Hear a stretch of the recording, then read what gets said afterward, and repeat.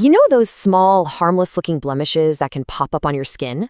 Ever wonder what they're all about? Well, today, we're digging into a really fascinating theory from our source material. It suggests that some of these common growths, called keratomas, aren't just a skin thing. They might actually be a message, a signal from deep inside your body. So that brings us to the big question our source is asking. What if your skin is basically acting as a messenger for your gut? The whole idea here is that these little spots are the final, visible outcome of a chain reaction that actually starts way down in your digestive system. It's a pretty compelling thought, right? So let's break down exactly how this theory is supposed to work.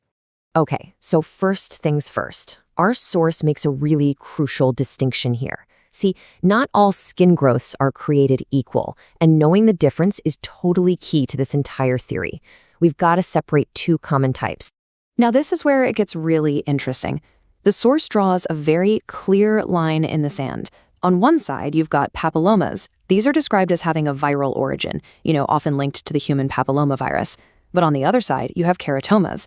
And according to this theory, they're a whole different ballgame. They're presented as a direct signal from your liver and gallbladder. And that's what we're going to focus on. So how in the world does a problem in your liver or your gallbladder end up as a blemish on your skin? Well, our source lays out a very specific chain of events. It's kind of like a domino effect that connects your internal health directly to what you see on the outside. And you might be surprised by what knocks over that first domino. The theory points to a habit that seems totally innocent: skipping breakfast. Yeah, that's it. That simple act is positioned as the very first thing to fall, setting off this whole series of issues inside your body. Let's just walk through this domino effect. It all kicks off with stomach disruption from those irregular eating habits. That, in turn, causes an imbalance in your bile acids. That imbalance then puts a major strain on your liver, which makes it harder for it to do its job. Because the liver is strained, it slows down its production of things that are crucial for your skin, like collagen and melanin. And boom, that's the final domino. That deficiency shows up on your skin as a keratoma. And get this, the theory goes even deeper. It suggests you can actually read these signs based on where they pop up. So, for example, a keratoma on your sternum might point to your esophagus. One near your solar plexus could signal changes in your stomach lining.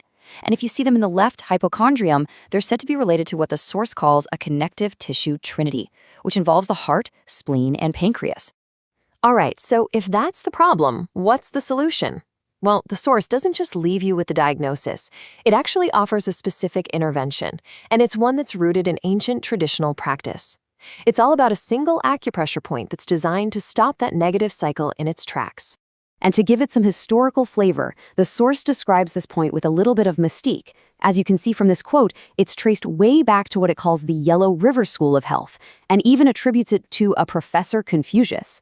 So this framing makes it feel less like a modern trick and more like a piece of long-standing wisdom. So what is this point? It's called the Weigon point. It's a paired point, which just means you have one on each wrist.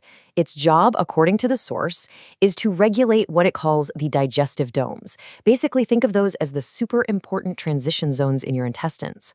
The idea is to help make sure everything is moving along just as it should. All right, let's get to the practical part. How do you actually use this point? The source lays out a really simple 5-minute regimen that pretty much anyone can try. Let's look at how you can build this into a routine. Finding the point is super straightforward. First, just find the main crease on your wrist, right at the base of your palm. Got it? Okay. Now take 2 fingers from your other hand and place them right below that crease. The Weigon point is right there, just behind your second finger, pretty much in the dead center of your forearm. So how do you use it? The recommendation is to apply pressure to this point either about 10 to 15 minutes before you eat or right after. The source suggests you follow this full regimen, doing it for a good 10-15 minutes, a few times a week for a month, to really see what kind of effect it has. And what's the supposed payoff? Well, according to the source, it can help with a whole range of digestive complaints. We're talking general stomach problems, hiccups, pain in the hypochondrium, not feeling hungry, that feeling of tense digestion, and even a dry mouth. It's really positioned as a versatile little tool for managing that kind of discomfort. Now, before we wrap this up, the source makes a very, very important clarification. And honestly, this is probably the most critical part of this whole explainer. This technique comes with a huge caveat. So here's the bottom line.